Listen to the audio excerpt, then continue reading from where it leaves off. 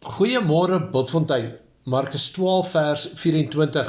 Jesus sê vir hulle, is die rede waarom julle dwaal, nie juis dat julle nie die skrif ken nie, en ook nie die krag van God nie. Die Sadduseërs, hulle glo nie in die opstanding na die dood nie. Hulle het Jesus hier met 'n slim vraag probeer vasvra, maar Jesus se redenasie is kragtig. Hy druk dit duidelik uit dat wat hulle glo is 'n dwaalleer, en dan verwys hy na hulle kamstige kennis van die skrif, want oor hulle kennis het hulle self geprys, maar Jesus gaan verder en sê ook vir hulle dat hulle nie die krag van God ken nie.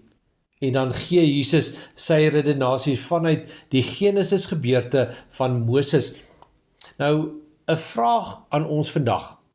Ken ons die skrif, lees ons die Bybel, maar verder glo ons die Bybel, glo ons hierdie waarheid.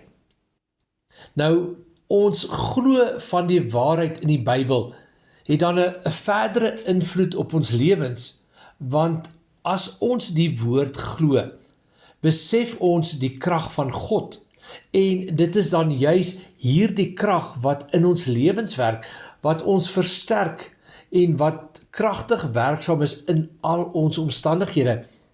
En daarom moet ons vasstaan in hierdie tye, in hierdie wêreld. Ons moet vashou aan die woord van God. Ons moet vashou met 'n lewende hoop op die kragtige werking van God in elke aspek van ons lewens. En so sal ons waarlik elke dag oorwinnaars wees in Christus.